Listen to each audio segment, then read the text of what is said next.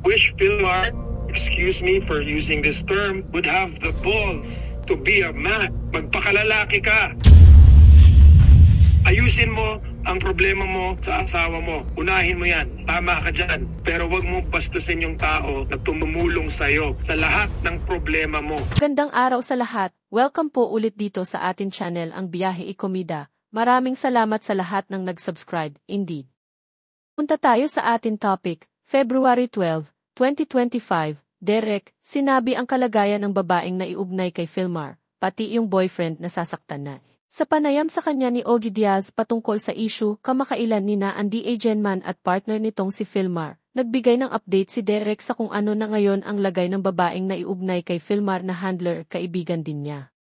Ayon kay Derek, apektado na rin ang mental health ng kaibigan niyang si Pernilla na hindi umano lumalabas sa takot ng kabi-kabilang banta matapos na masangkot sa issue nina Vilmar at Andy. Ayon kay Derek, apektado na rin ang mental health ng kaibigan niyang si Pernilla na hindi umano lumalabas sa takot ng kabi-kabilang banta matapos na masangkot sa issue nina Vilmar at Andy.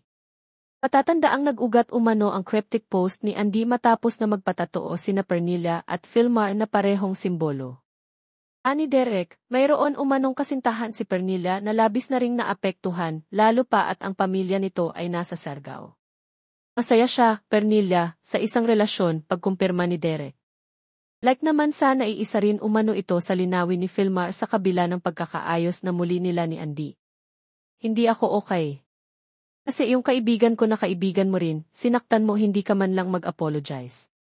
Bakit hindi ka magkaroon ng disenteng at magpakita ng kaunting paggalang kay Pernilla at ay clear ang kanyang pangalan, ani Derek kay Vilmar. Hayagan ding nasabi ni Derek na sa nangyari, maaring ireklamo umano ni Pernilla sina Vilmar at Andy. Kaya naman may mensahe siya sa magkasintahan bilang depensa sa kanyang kaibigang nadadawit sa gulo sa kabila ng pag-akori nito ng kanyang pagkakamali. Ay responsable ang post na ito. Pag-isip ka muna bago ka kumilos pagkat malaki ang repercussions. Sana si Vilmar ang may bola para maging lalaki. Pagpakalalaki ka, hamon ni Derek kay Vilmar.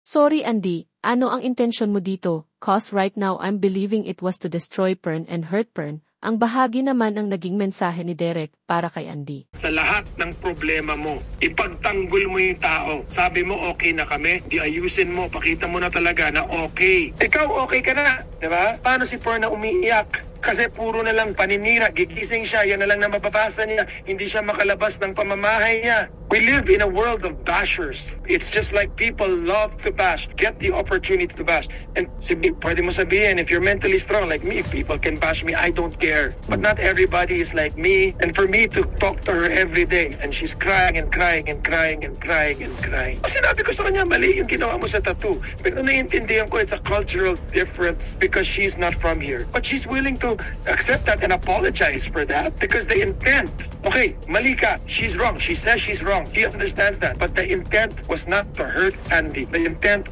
was not to steal her husband, her intent was not to betray Andy. Vilmar runs to Pern, it's not Pern running to Vilmar. Panoorin ang buong panayam kay Derek Ramsey sa Ogie Diaz YouTube channel, Ogie Inspires.